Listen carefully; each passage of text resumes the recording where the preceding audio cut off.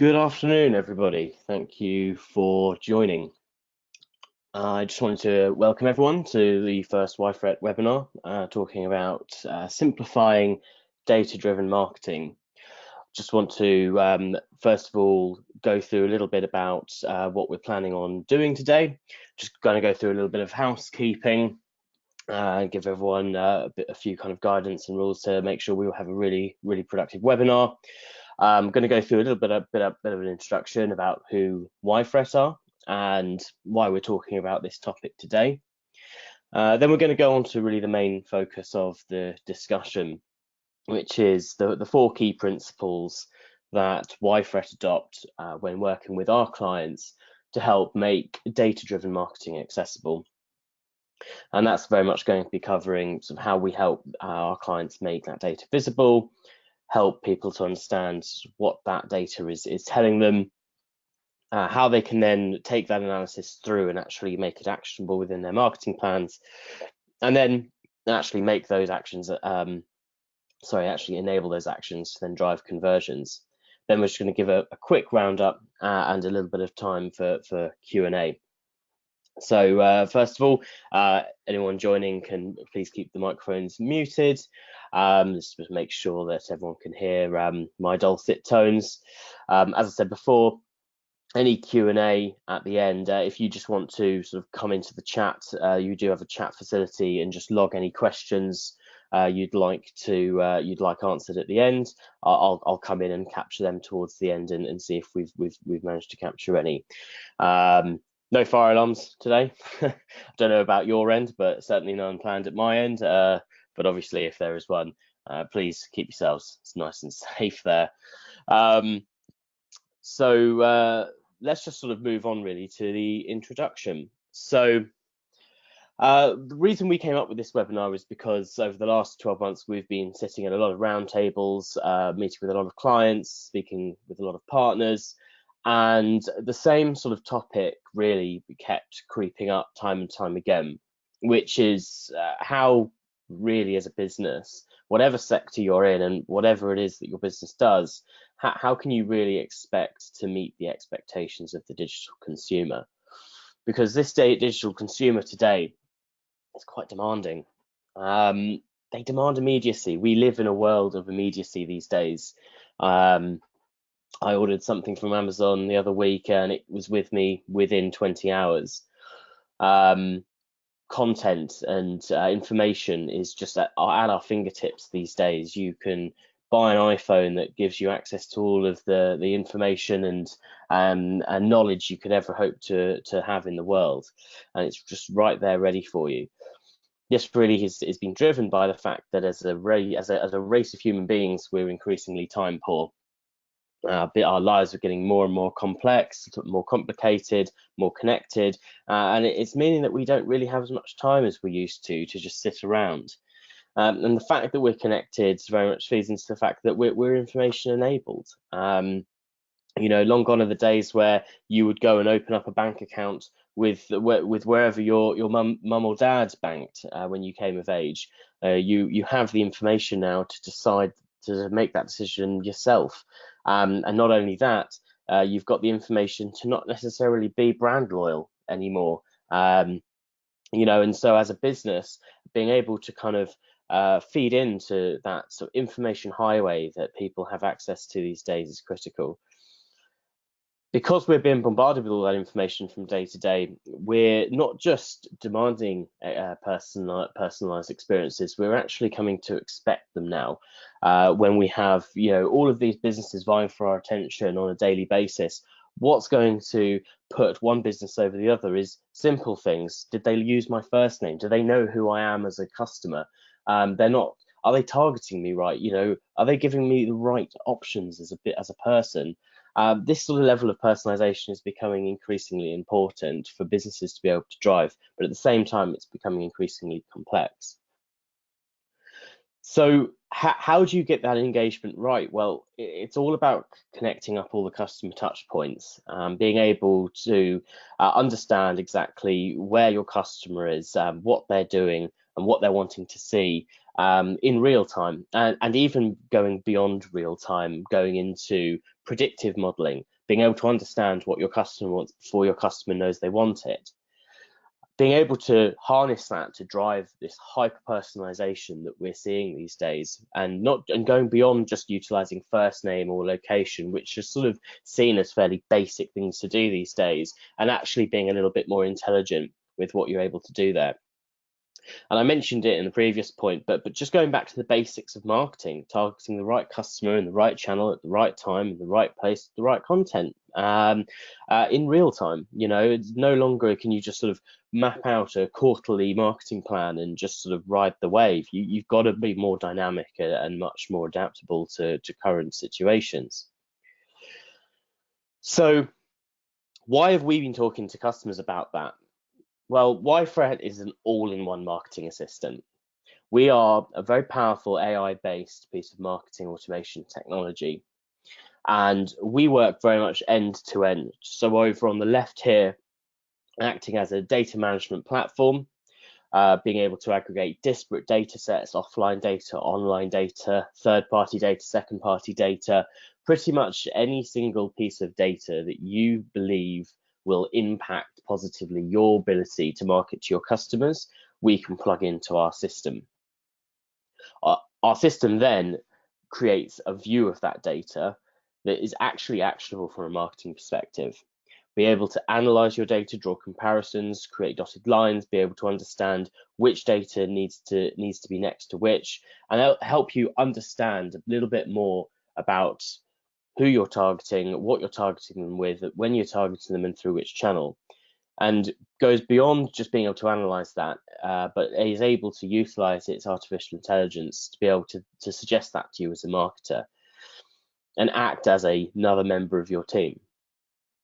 But that's all well and good, being able to aggregate data and be able to create a view of the world on it. But then what do you do with it? Well, within the same tool, we're able to then, through 3 clicks, in a very simple, intuitive way, be able to take that analysis and plug it into your campaign and actually help you to launch that campaign across channels within the same place. So a lot of comparisons drawn here against the challenges we're seeing from the customers and what we do as the reason we're in front of them. So we could probably create separate webinars on each one of these and more, but really it comes down to these 4 key principles. Visibility. How am I seeing the data that I need to see at the right time to drive my campaigns? Analysis. How am I actually making sense of that data? Data is becoming increasingly complex, and I won't use the term big data because it's a little bit out of date now, but you know, it's how do you draw simplicity from that complexity? And then once I've got that analysis, once I'm actually able to understand what that data is telling me, how can I action it? How can I embed that into my campaign strategy, my marketing strategy, my channels, and my day-to-day campaigns? Once I understand how I can do that, well then, actually, how am I physically going to do it from a day-to-day? How can I take the actions that I can derive from that data and actually enable them in my campaigns and launch them and drive that value back? And this is what we're going to talk about today. So first of all, starting with visibility. Apologies for the movie-themed slide here, but you know, there's been really top 5 challenges that we are talking about day in, day out with our customers as to why they don't feel they're able to gain visibility within their data to help realize the value in their marketing. The first one here, and I think we all feel this way in the picture about this topic, is GDPR. Pretty much discussed in every single meeting room I'm certainly going into over this year. But this has really impacted businesses' ability to gain the visibility in the data that they need. A lot of businesses I speak to have had to lose huge sets of their database and start from scratch. Businesses are scared to sort of venture into new areas of data because they're not quite sure if it's going to be compliant or not. And also when it comes to processing data, gaining opt-ins, terms and conditions, giving their data to other third parties, it's all a bit of a scary topic for people at the moment. And it's really set a lot of people back with regard to how they're actually processing their data and gaining a good view of it. Second picture here, and believe you me, I've sat in front of board tables representing these birds from Finding Nemo, and it's all about ownership within the data. This is becoming increasingly complex.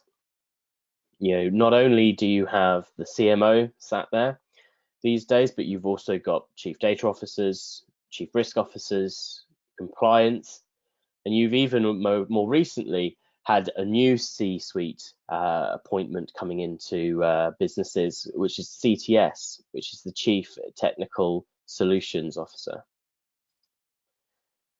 So when you're discussing solutions to businesses, or even when businesses are discussing internally, when it's not clear where people's ownership starts and stops across marketing and data, it's very difficult to create solutions for that as a business, because you have different departments going off in different directions, all looking for technology solutions and processes and ways forward on their own terms, when really it's about alignment.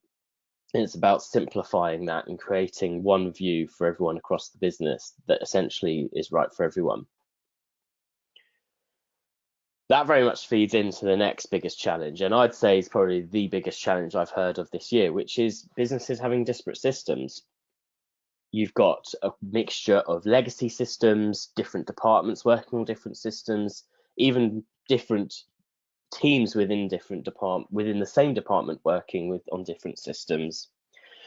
You've also got businesses that have, instead of being born in digital, they've had to grow into it.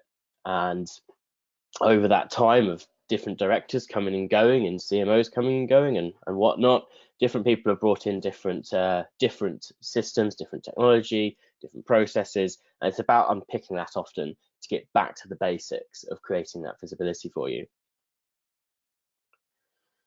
New territory, believe it or not, we're in 2018 and people still are looking at this topic of data-driven marketing as new territory, and we shouldn't look down on those people. We shouldn't think that they're in the Stone Age for doing that. I've spoken to what would be perceived as digitally native FS brands this year, new to market brands, where this idea of data-driven marketing is brand new for them, and you'd think, well, that's a bit bonkers, but it happens.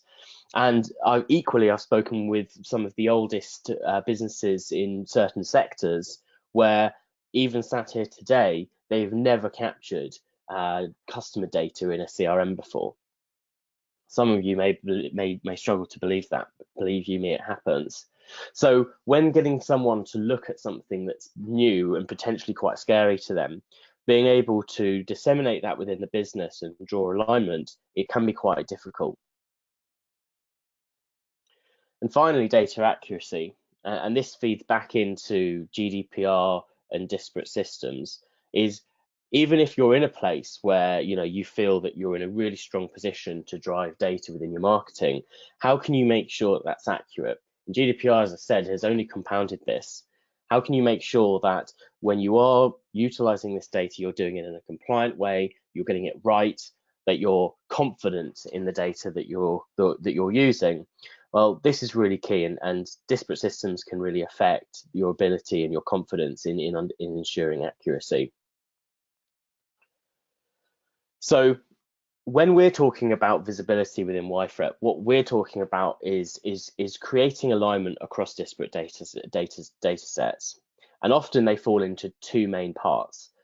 The outer ones in the white area here are more your real-time data, and these tend to be the ones that people struggle with the most. It's things like real-time campaign metrics, user behavior, on-site activity, when they're not on your site, where else are they in browser, and what are they doing, how are they behaving? These can be very difficult to capture, and they can be especially difficult to align with your more static or in-house data, things like your CRM data, any second or third party data you might be drawing on, historic data going back 6, 12, 24 months. Things like the data that you're using to underpin your paid media strategies and your SEO strategies, and how can you make sure that they become more dynamic by aligning with real-time data? So there's a huge data exchange to be had between real-time data and the more static data. And it's really critical to YFret and to our customers that we can draw that alignment and make sure that you're operating in a space where, even the static data isn't static, it's now dynamic because it's being driven by the real-time data. And it's only until you get to this point where you can really start recognizing the benefits in drawing on data-led digital marketing. So the second point, let's assume that we've got to a point now where you've got visibility on your data. You feel you're in a place where you're working in real time with some good data feeds. You're confident on the accuracy. You've aligned your departments and your stakeholders in the business. You're at a good point to really start on your journey now of harnessing data for your marketing. Really, we see three key areas of analyzing data. So once you've got the feeds coming in, first it's about relate. So when you're often dealing with hugely complex ecosystems of data, how are you understanding what data relates to what? How are you drawing those dotted lines? How can you understand that this customer segment over here is relating to this channel data over there, and that's going back to the on-site information here? It's being able to relate the different data sets in a really efficient way. Within that then as well, it's also about cleansing. It's about understanding which data sets don't relate. It's also being able to understand what data you don't need in general. A lot of the time, it's about understanding what data is out of date. You need to lose it completely. Businesses in the UK spend hundreds of millions of pounds a year marketing to dead people because they don't follow this simple exercise. The second is then classifying it. So once you've drawn the comparisons and you've got the relations and you've cleansed out the bits that aren't related to each other and you don't need, it's then understanding, how do I classify all that? Getting your customer segments in place, understanding your campaign segments, understanding the performance segments, understanding and classifying exactly what all those data feeds are ultimately going towards. And then it's about measuring all that, because that's not a static space to be in. It's much more dynamic than that. Once you've been able to relate and cleanse and classify your data, you need to continuously measure that. And that is a virtuous circle. It's a constant feedback loop. Because what works today may not work next month. Now, this, I've very much simplified this into 4 boxes here, but it is an extremely complex, protracted, and often manual exercise. I've worked with businesses in the last 12 months that, believe it or not, gaining just a cut of data to start to understanding the crossovers, and understanding, being able to classify it. They have to send an email to their data department, who sends an email back 2 to 3 days later with the cut in an Excel spreadsheet. I mean, by which time that data is out of date. So where we speak with our customers, it's about automating this process. So in milliseconds, being able to do this process in real time, and even then be able to create predictive models from it. And that automation is fundamentally underpinned by the artificial intelligence, the machine learning, that's able to draw on the comparisons and the contrasts, be able to create the classifications, and essentially draw the measurement as time goes on. Without this automation and the artificial intelligence, you're always going to be behind on your data-driven marketing. So we've got to a point now where we feel we've got the visibility over the data. We've got the feeds coming in. We've been able to analyze that data. We've managed to compare and contrast and create classifications and be able to measure it. That's all well and good, but then what?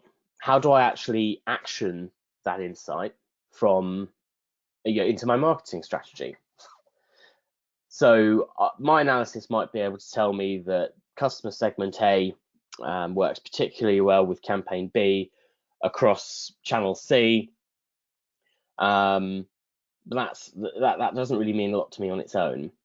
So this is where we really come out of the technology and get back to the meeting table. So you need to start asking yourself what you're actually trying to achieve. Is it NPD, NPL, new product development, new product launch? Are you trying to increase conversions? Are you trying to attract new customers or retain existing ones? Are you working on your customer journey? Are you working on some data collection exercises? Do you need your campaign engagement levels up? Are you working on some branding exercises? We need to really figure out the core goal that you're trying to achieve, and that's not a technical solution, unfortunately. No piece of AI can tell you that. That's something you need to work with. Once you've been able to identify that, it's about then feeding that back into your marketing strategy.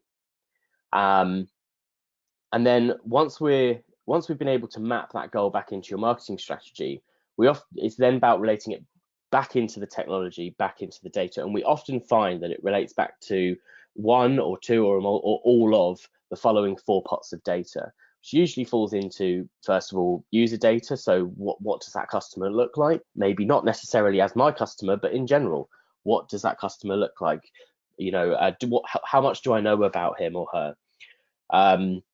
Then it's on-site. The second one is on-site data. So how is my website performing? How are my users that I now know more of because of that user data pot? What are they actually doing when they come through to my website?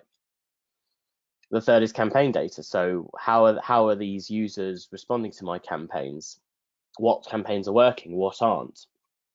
What do I ramp up? What do I ramp down? How do I automate that? And then the fourth is product data. And product, by the way, doesn't necessarily mean a physical product. It can be anything that your company is producing. It could be a service, it could be content, it could be a physical product, it could be anything. So now we could spend an entire different webinar going through each of these 4 data pots and going through in a much more granular level, the subcategories within each of these. But generally, what we find is when working with the business's goals and their marketing strategy, the data that relates back to being able to achieve those goals through that strategy falls into one of these pots, or often a multitude of them. And then it's about then plugging in that data that relates back to those goals into the actual digital and campaign delivery. And this is really the toughest part. Now, I'm going to show a bit of an example of this in a really simple way. So please excuse the simplicity of this, but this is just an example of if you're able to follow that process. So starting with the goal, in this case, the goal was I wanted to increase short-term loans, increase people signing up, filling out application forms for short-term loans, and I was experiencing high drop-off rates from my website by getting them to sign up to those sorts of applications. What can we do about that? So this is a bit of an example here. Today, YFret is going to be demoing in-browser notifications and how we can retarget your customers using this channel. We're going to assume that someone's navigated onto your loan calculator and is applying for a loan, £5,000 over a year. It's going to take them through to a form fill, and in this case, Josh is filling out his first name, but for one reason or another, Josh then decides to navigate away without completing this form. We create a dynamic pop-up that gives Josh a reason to want to stay in contact with us. Once Josh clicks that button, it comes through to our back end where we've now captured him in a customer segment. We're going to create this customer segment in this case by wanting to target short-term loans of £5,000 or more. Now, as we can see, we've got one user in here already.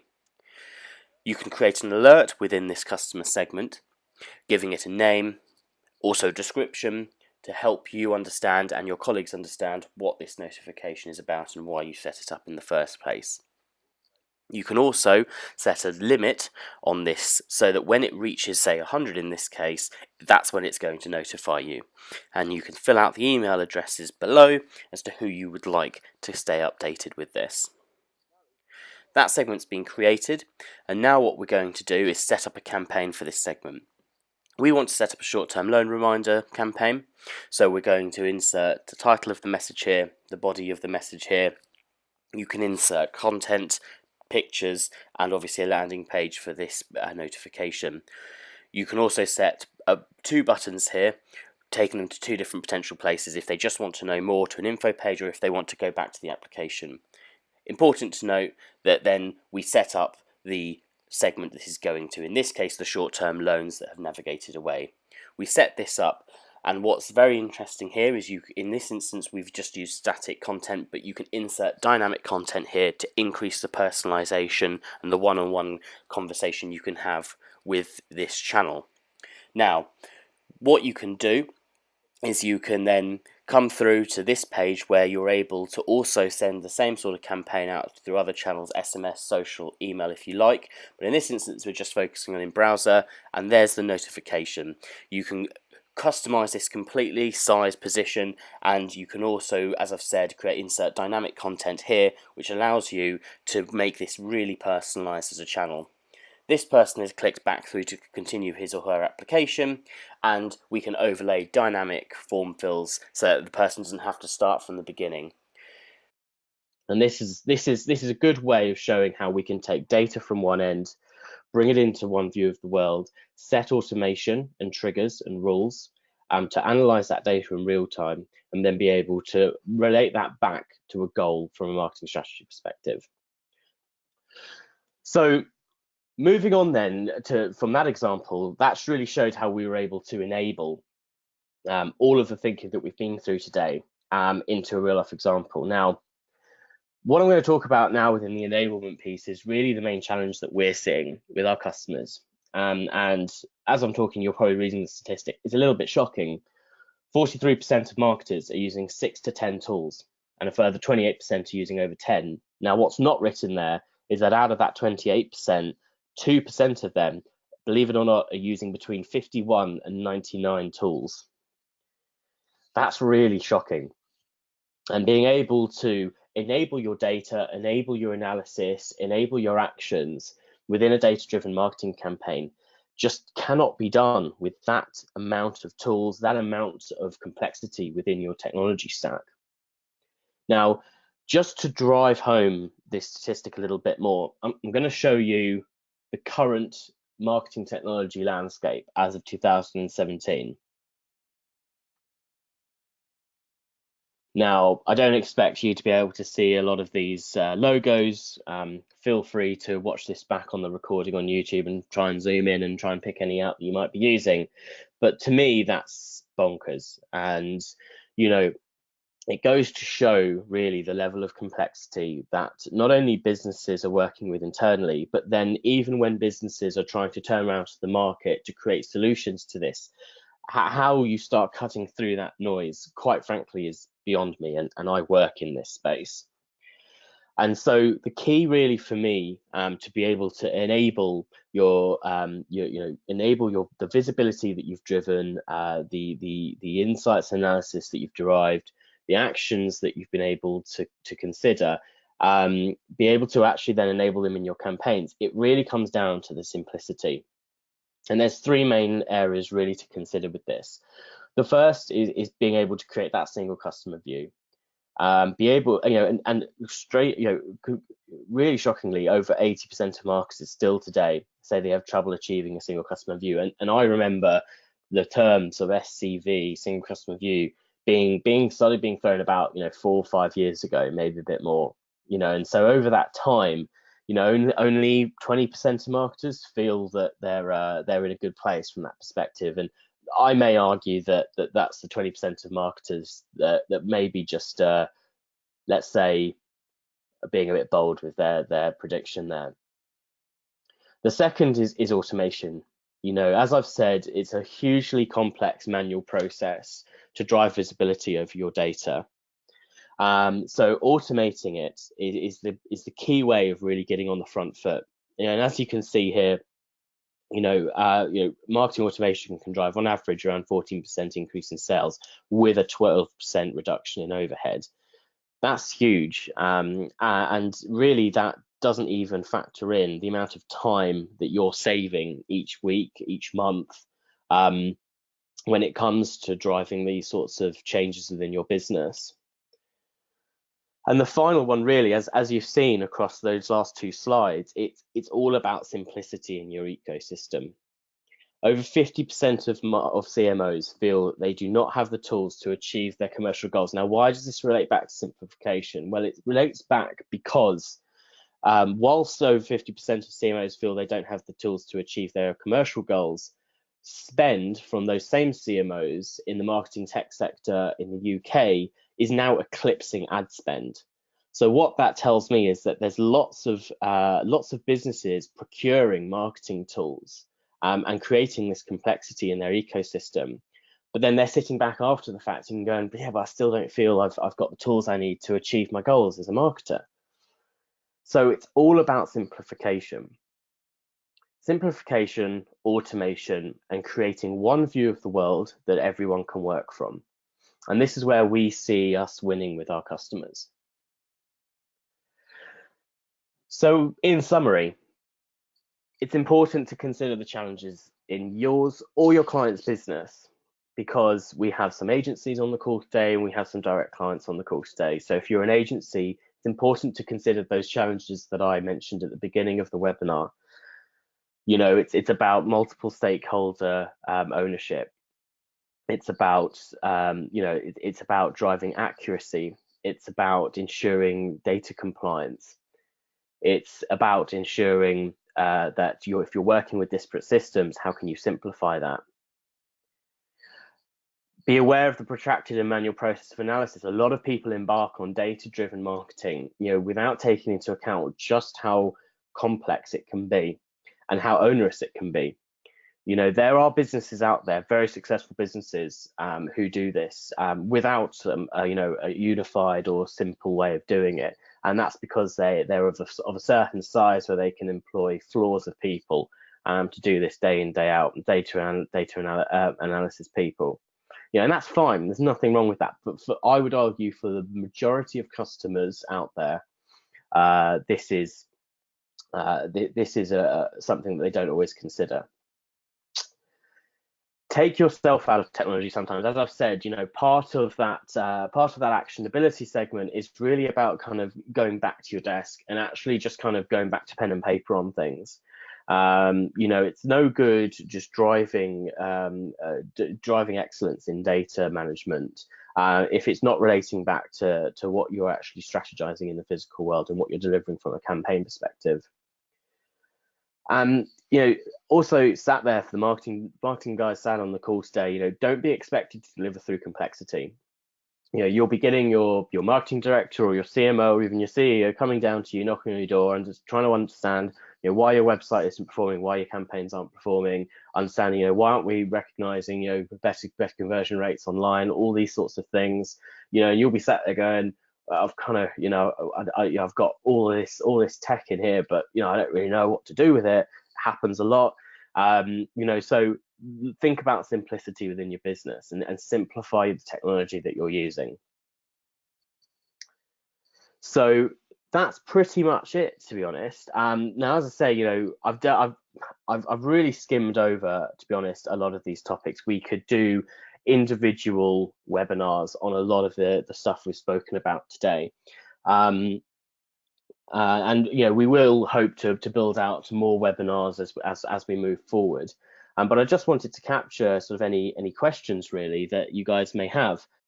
If you would like more information about how you can utilize this channel to decrease drop-off rates, increase conversion rates, and increase the personalization in your customer journeys, please get in touch.